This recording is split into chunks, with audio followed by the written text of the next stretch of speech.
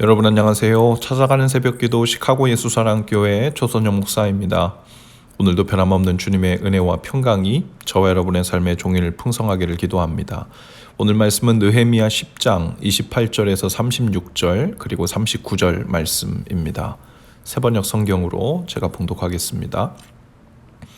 이 밖에 나머지 백성 곧 제사장과 레위 사람과 성문 문지기와 노래하는 사람과 성전 막일꾼과 주님의 율법을 따르려고 그 땅의 여러 백성과 인연을 끄는 모든 이들과 그 아내들과 그들의 아들, 딸들과 알아들을 만한 지식이 있는 이들 모두가 귀족 지도자들과 함께 하나님의 종 모세가 전하여 준 하나님의 율법을 따르기로 하고 우리 주 하나님의 모든 계명과 규례와 율례에 복종하기로 하였으며 그것을 어기면 저주를 받아도 좋다고 다음과 같이 맹세하였다.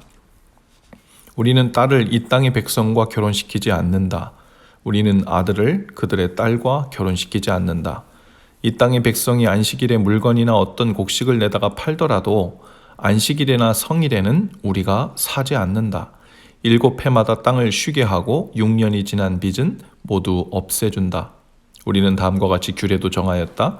하나님의 성전 비용으로 쓰도록 우리는 해마다 3분의 1 세겔씩 바친다. 이것은 늘 차려놓은 빵과 규칙적으로 드리는 곡식 제물과 규칙적으로 드리는 번제와 안식일이나 초하루나 그 밖에 절기 때 드리는 제물과 이스라엘의 죄를 속하는 속죄물과 우리 하나님의 성전에서 하는 모든 일에 쓸 것이다. 제사장이나 레위 사람이나 일반 백성을 가리지 않고 우리가 집안별로 주사위를 던져서 해마다 정한 때 우리 하나님의 성전에 뗄나무를 바칠 순서를 정한다. 그것은 율법에 기록된 대로 우리 주 하나님의 제단에서 불사를 때 쓸 나무이다. 해마다 우리 밭에서 나는 만물과 온갖 과일나무의 첫 열매를 주님의 성전에 바친다. 율법에 기록된 대로 우리의 맏아들과 가축의 첫 새끼 곧 처음 난 송아지와 새끼 양을 우리 하나님의 성전으로 가지고 가서 그 성전에서 우리 하나님을 섬기는 제사장에게 바친다. 이스라엘 자손과 레위 자손은 들어 바칠 예물인 곡식과 새 포도주와 기름을 그 여러 방에 가져다 놓기로 하였다. 그런 방은 성전 기구를 두기도 하고 당번 제사장들과 성정 문지기들과 노래하는 사람들이 쓰는 곳이다. 우리는 우리 하나님의 성전을 아무렇게나 버려두지 않을 것이다. 아멘. 오늘 우리가 읽진 않았지만 9장 1절에 보면 그달 24일에 이스라엘 자손이 다 모여서 금식하면서 굵은 베옷을 입고 먼지를 뒤집어 썼다라는 말로 시작합니다. 24일이면 초막절 행사가 완전히 끝난 22일 하고도 이틀 후의 시기입니다. 그러니 9장과 오늘 우리가 읽은 10장까지에 기록된 백성들의 이 모임은 초막절의 공식적인 행사와는 관계가 없는 엑스트라의 모임이었어요. 즉 의무적으로 절기를 지키고 속죄일을 지키기 위해 모인 것이 아니라 그들이 자신들의 잘못을 회개하기 위해서 자발적으로 모인 모임이었다는 것이죠. 비록 그들이 7월 초 하룻날에 죄를 인해서 슬퍼 울기는 했지만 나팔절과 초막절 절기를 기쁨으로 지키기 위해서 온전한 회개를 할 수 없었던 이유도 있었을 것입니다. 에스라는 중요한 절기들이 지난 한 날을 택해서 백성들로 하여금 철저한 회개를 할 수 있도록 기회를 마련한 것으로 보이죠. 백성들은 굵은 베옷을 입고 먼지를 뒤집어 썼다고 했어요. 그들이 지은 죄로 인한 애통한 마음을 그렇게 외적으로 표현한 것입니다. 이제부터 본격적으로 이스라엘 백성들이 회개를 어떻게 했는지 그 순서와 방법이 상세하게 9장과 10장에 기록되어 있습니다. 9장 3절에 보면 이날의 낮 4분의 1은 그 제자리에 서서 그들의 하나님 여호와의 율법책을 낭독하고 낮 4분의 1은 죄를 자복하며 그들의 하나님 여호와께 경배했다라고 했습니다. 모두들 제자리에 일어선 채로 낮의 4분의 1은 하나님의 율법을 낭독하는 것을 들었고 또 낮의 4분의 1은 죄를 자백하고 경배하는 시간을 가졌다고 했는데요. 고대 유대인들은 하루를 밤과 낮을 각각 4등분씩 해서 모두 8등분 했다고 합니다. 그래서 낮의 4분의 1이란 오전 6시에서 9시를 가리키고 또 회개하고 하나님을 찬양한 또 다른 낮의 4분의 1은 오전 9시에서 정오까지의 시간을 의미한다고 볼 수 있습니다. 그리고 그 시간에 하나님의 말씀을 들은 결과로 죄를 자복하고 하나님을 찬양한 내용이 9장 5절부터 무려 38절까지 상세하게 기록되어 있죠. 그들은 모든 백성이 모여있는 상태에서 죄를 고백하되 하나님께서 그들의 조상 아브라함을 불러 약속하신 때부터 시작해서 지금까지 하나님이 베푸신 그 놀라운 은혜와 용서와 신실함에 대해서 구체적으로 고백을 합니다. 그리고 그 조상적부터 지금까지 그 백성들이 얼마나 목이 곧았는지, 교만했는지, 하나님의 은혜와 용서에도 불구하고 반복해서 죄를 짓고 하나님을 떠나고 우상 숭배하며 허무한 길로 다녔던 자신들의 모든 죄를 구체적으로 낱낱이 고백하죠. 한 낮 시간의 4분의 1이니까 무려 3시간 정도를 가깝게 이 자백 기도가 백성들 앞에서 울려 퍼졌고 백성들은 모두 선체로 그 고백을 들으면서 아멘으로 화답한 겁니다. 그리고 이제 오늘 우리가 읽은 10장의 내용으로 이어지는데요. 그 모든 하나님의 은혜와 자비와 신실한 내용들을 돌아본 다음에 그들은 그 모든 자백한 내용을 글로 옮겨 적었다고 했습니다. 그리고 그 글에 제사장, 레위인들, 지도자들이 나와 서명을 했습니다. 그리고 그 서명한 사람들의 명단이 10장 1절부터 27절까지 이어집니다.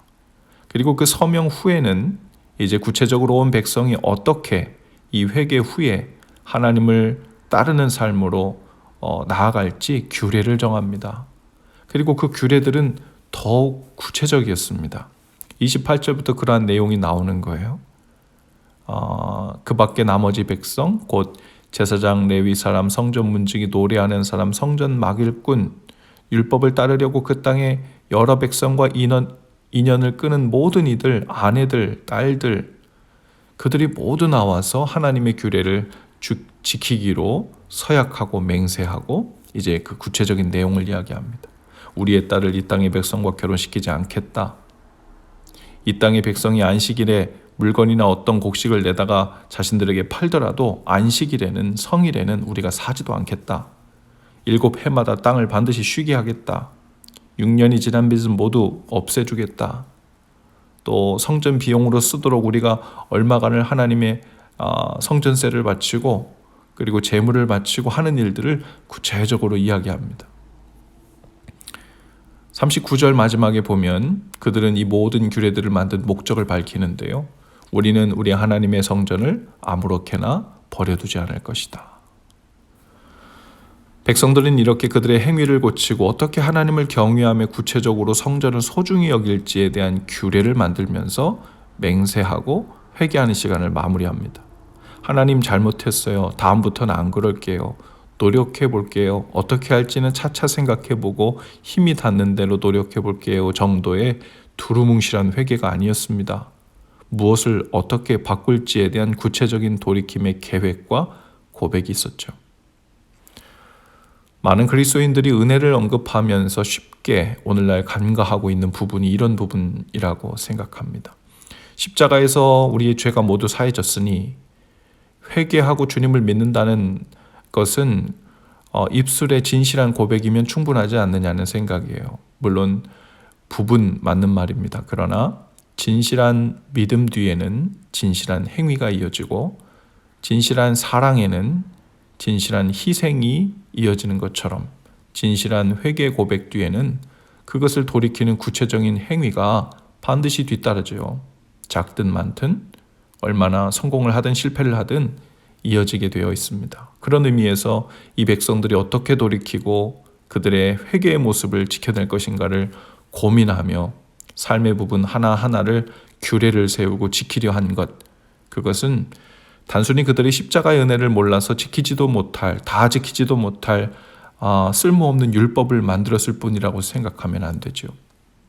오늘 하나님 앞에서 우리도 돌이키고 주님께서 기뻐하시는 삶으로 돌이키고자 하는 우리의 모습은 어디까지 이어지고 있는지를 돌아볼 수 있기를 바랍니다.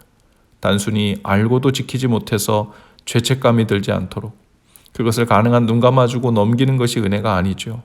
마음이 불편하고 힘들어도 하나님 앞에서 죄를 돌이키기 위해 하나님 앞에서 정한 나만의 규례를 세우는 일, 그리고 그것을 힘써 지키는 일, 그리고 힘을 다해 돌이키다 마저 돌이키지 않는 부분에 대해선 또 자백하고 은혜를 구하고 힘과 지혜를 구하는 일들이 이어져야 할 것입니다. 이 과정은 율법을 강조하는 과정이 아니라 진실하게 입술로 고백한 죄 고백과 회개가 어떻게 진실한 삶으로 이어져 나오는지를 놓치지 않고 살피는 과정이고 또 하나님 앞에 반응하는 과정이죠.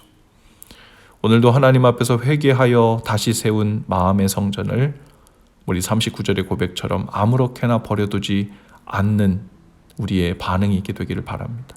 입술에 고백만 있는 것은 애써 세운 그 성전을 다시 방치하는 일과 같아요. 날마다 그 거룩함을 어떻게 지켜내며 살 것인지 주님 앞에서 거룩한 내 삶의 규례들을 정하여 지혜와 힘을 구하며 나아가시는 저와 여러분 다 되실 수 있기를 주님의 이름으로 축복합니다. 기도합시다. 주님, 가까스로 다시 재건한 거룩한 성전을 다시 방치하고 버려두지 않기를 원합니다. 입술의 고백 후에도 거룩함을 지키기 위한 거룩한 규례들을 지켜나가길 원합니다.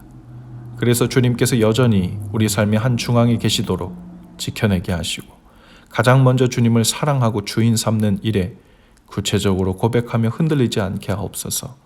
오늘도 주님 앞에서의 우리 회개가 더 구체적이게 하시고 더 진실하게 하옵소서. 예수님 이름으로 기도합니다. 아멘. 여러분 오늘도 예수 사랑으로 화이팅입니다. 내일 아침에 다시 찾아뵙지요.